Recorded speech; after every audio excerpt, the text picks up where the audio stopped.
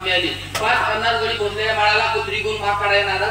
शेतकऱ्याला दात लागले, शेतकऱ्या थांबतोय मी. शेतकऱ्याने खांद्याला बंदूक अडवली, पळत गेला. तिथं गेला भोसलेल्या माळात कुत्र्याची शेतकऱ्याची नजर झाली. कुत्र थांबतोय मी, वडून धरून हात कचलं. मात्र म्हणजे शेतकऱ्या इथं थांबू नको, कुत्री घर मारी ना. पलीकडे जाण गारवाली बस. पलीकडे नबीबाईचा माळ, नबीबाईच्या माळात वडाचं झाड, त्या वडाच्या झाडाखाली गेला. गारवाली बसल का नाही. तिकडं तेवढं गणातात्या आला. गणातात्या कसं म्हणते, गणातात्या दुपार खालच्या अंगाला नाही, वरच्या बघा, वरच्या. कुत्र्यानी शंकर्याचा आवाज ऐकला, कुत्री खालच्या अंगानं तुई. कुत्री जशी गेली तशी माणसं म्हणली, शंकरराव या इकडं, तुमचा तुम्ही माग हुडकून काढा, नाही तर संध्याकाळी तुमच्या बकऱ्यावर नंबर. हे बाबा म्हणला, माझ्या बकऱ्यावर उठू नका, माझा मी माग हुडकून काढतो. शंकर्या पलीकडे गेला. मोठीच्या मोठा नबीबाईचा माळ, पलीकडे भोसल्याचा माळ, मोठाच्या मोठा गाळ्याचा तट. त्या गाळ्याच्या तटात बघित गेला. मोठीच्या मोठी घडण. त्या घडीत मूस करत्याला डुक्कार एवढं दाम रचत जात फारुळं आणि राम डुक्कार किलकिल डोळा असं मूस करत्याला डुक्कार बघितलं आणि शंकर्या चेकाळ. तेवढ्यात गणाला तिकडनं बघतो, दिडकं तात्या दिसलं. दिडकं तात्या म्हणते, जमलं काय दीडच पायावर चालायचं. उभ्या जन्मात अर्धी तास शिकली नव्हती. चप्पल घ्यायला गेलं की मला दीड चप्पलाचं पैसे घे, अर्ध तुझं काढून घे. शेतकऱ्या म्हणला, तात्या तिथं डुक्कार चुकलं तर तुझं टांगडं चुकायचं नाही, तू तेवढा जा. तिच्यावर करीत नाट्या मोकायला गेलं. शेतकऱ्याने इकडे तिकडे बघितलं, बंदूक घेतली. बंदुकीत एलजीचं काढून घातलं. मोठीच्या मोठी घळत. त्या घळणीत मूस करत्याला डुक्कार बघितलं. शेतकऱ्याने चेकाळलं. बंदुकीत एलजीचं काढतून नेम धरला, निशाणा साधला, धाड दिशी बार टाकला. बार झाल्याबरोबर डुकराच्या डोक्याचे चिंबुळे झाल्या. 5-50 गडी आलं तर डुक्कार बाहेर ओढून काढलं, पाय बांधलं, सांग्या गाठल्या आणि पळवीत परताच्या खायावर डुक्कार नेलं. मोठा जाळ केला. जाळा डुक्कार घातलं, करपटलं, काटाकुटी सुरू झाली. तेवढ्यात मागाच्या गंधात त्याने काय करावं, देताना काळजाचा लाला काढला आणि बंडीच्या खिशात.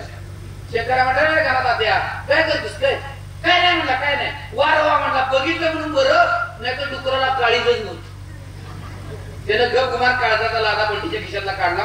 5-50 वाटं घातलं. मटण किलो पाव किलो घ्यायची सवय. 5-5 किलो मटण वाटलेला. न्याचं कशातनं, कॉलेजच्या पोराने रुमाल घेतलं. रुमालात मटण मावाना म्हणल्यावर शर्ट काढलं. अंगाच्या शेंडोपाड्या काढल्या, त्याला खाली गाठ मारली. त्यात मटण घेतलं आणि कॅरी बॅग घेतल्या, अशी दाबाद निघाली. मागाच्या गंधाकडे काय नव्हतं, पण बंडी होती. इकडं 2-3 किलो, इकडं 2-3 किलो असं बंडीच्या खिशात घातलं आणि पोट खाली वीज असा निघाला. माता कोत्याने डोकीचं पेट इरगाळून बीर झालेलं. अलीकडे पलीकडे बघितलं की पलीकडचं सबशेल दिसायचं. 4 पदरी केलं, त्यात मटण घेतलं तरी 1.5 फूट बाहेर. पलीकडे जनावर बांधायला पडताच्या दाजीची मांडव्या पलीकडे कुपीत एक बादली होती. 1/2 किलो वजनाची बारडी. गोळा द्यायला जागा नव्हता म्हणून सिमेंट कापलेलं. 1/2 किलो वजनाची बारडी, 3.5 किलो वजन झालेलं. ती बादली सांभारलेली कुई वाजवीत घेऊन आला, घाला यात म्हणला मटण. ह्याच्या बाजू पेड असलेलं, त्यात तिनं मटण नेलं. कुणी कशातनं घावत देतनं मटण नेलं. संध्याकाळी काय किलो पाव किलो बारक्या डिस्क्या, आता 5-5 किलो आंघोळीच्या डिस्क्यात माणसाने ठेवल्या. राट मटण शिजायला लागलं. सगळीकडे वाद घमघमायला लागला. दुसऱ्या दिवशी शंकराला पाटलाने बोलून घेतलं. शंकराच्या अंगावर बाबळीच्या काट्यागत काटायला म्हणला, बहुतेक वाटा मिळायला दिसत नाही पाटलासनी, म्हणून म्हणला मला बोलवले. शंकरा गेला. पाटलाच्या वाड्यात 14 वाडा.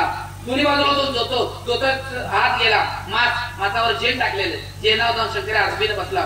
तेवढा राप मोदळच्या पाय वाजवीत असं पाटील बाहेर आलं. धोत्राचा सोगा धरलेला. पाटील आल्याबरोबर शंकरा उठला, हात जोडला, म्हणला, पाटील हो वाटा मिळाला का नाही, वाटा मिळाला का नाही. फळा मिळाला की न, त्यात काळजाचा लादा होता का नाही, होता की. काय सांगायचं म्हणला, मागाच्या जनताच्यानं गंमत केली. बघितलं म्हणून बरं डुकराला काळीजच. फळा मला वाटा मिळाला, सगळं झालं. मग म्हणला, मला का बोलले. फळा तेच तर सांगायला तुला बोलले. मी तुझ्या वयाचा होतो तेव्हा मी बिले शिकारीचा नाद्या होतो. मी तुझ्या वयाचा होतो तेव्हा मी बिले शिकारीचा नाद्या होतो. म्या बिले चिमण्या पाकर मारल्या की त्यातला जाग पाकरू आज चा करते. शंकराला काय ढेकळं करतय की तो टुबा लागला. आता तेवढ्यात पाटलीन बाई बिगी चहाची बशी घेऊन आल्या. कप चहा घेतल्या, म्हणते बायला शेडक पाकरून मारले पाटलाने. त्याला बोलवून कुणी चहा दिलाय, नाळ्याशिवाय शेंड्याशिवाय कुणी बोलू नाही.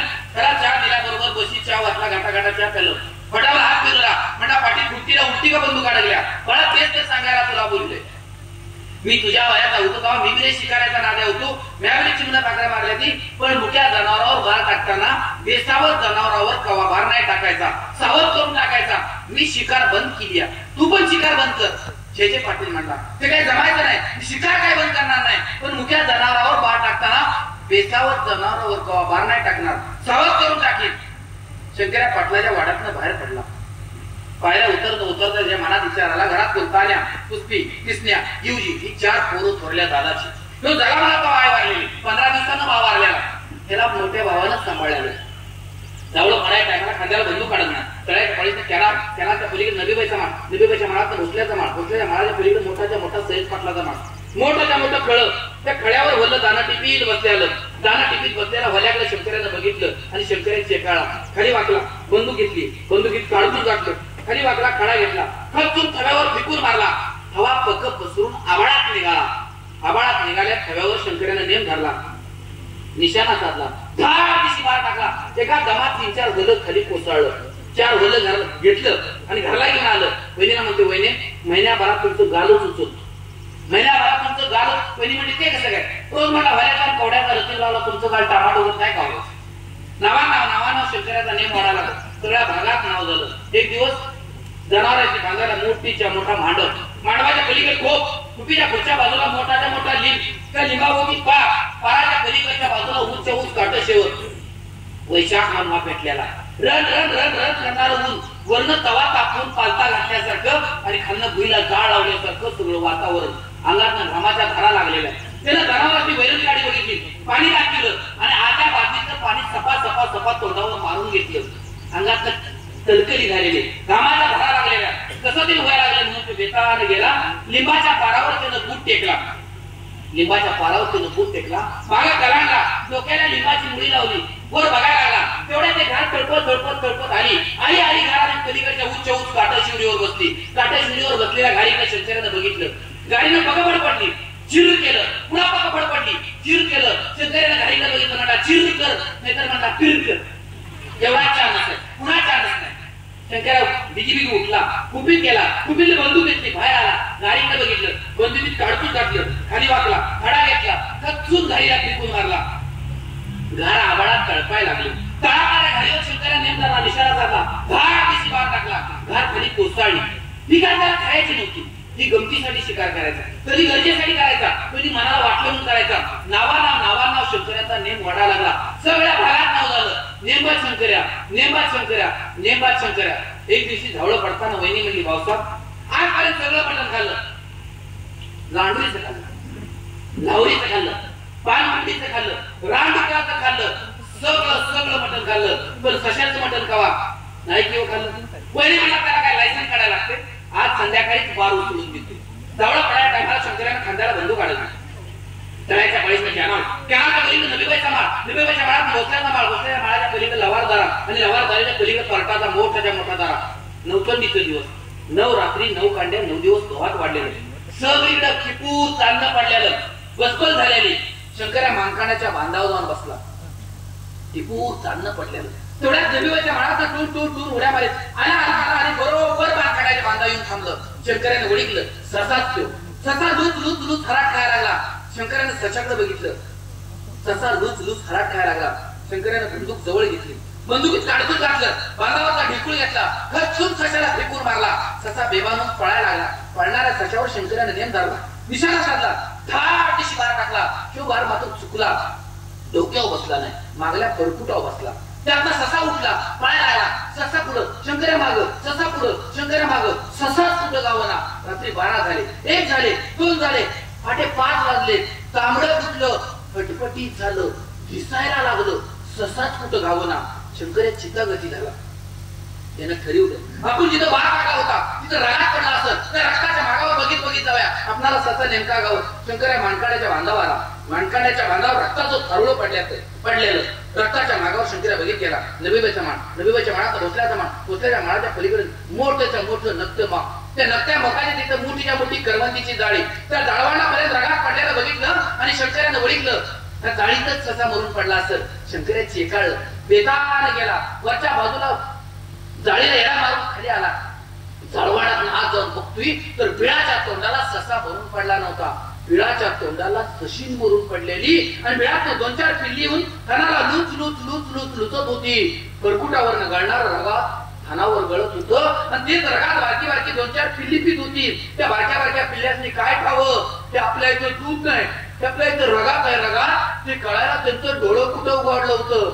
शंकर्या माटदिशी खाली बसला. शंकर्यानं ससनीच्या अंगावर हात फिरवला. ससनीच्या अंगावरचं दैवात शंकर्याच्या हाताला लागलं. शंकर्यानं ससनीचा डोळा उघडला. डोळ्याचं पाणी टपतीच्या हातावर पडलं. तोंडात हरळीचा घास तसाच होता.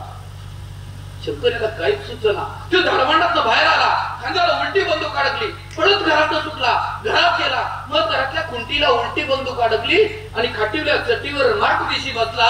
आज तू वहिनी आली. भाऊसाहेब सशाचं मटण आणलं जा. अगं वहिने सशाचं नवं कशाचंच मटण नाही खायचं. आज एका ससनीचं नाही एका आईचा मुडदा पाडून आलोय. अगं वहिने मरणाच्या दारात मायेच्या पोटी आईला पाना फुटावा आणि रक्ताळलेला पाना तिच्याच पोटच्या चिल्या पिल्याने चाटावा. हे काय आखरी मरणाच्या दारात पोटच्या पोरांच्या नजराला नजार मिळत तवर त्या आईने आपला परान नाही सोडला आणि तोंडातला हराळीचा घास बी नाही गिळला. कुणाच्या तरी तोंडचा घास हिसकावून घ्यायचा काही कुणाला अधिकार आहे. अगं बहिणी माणसाला जशी नाती असते तशी मुक्या जनावराला चिमण्या पाखराला नाती असतात. हे मला कुठं ठाऊत.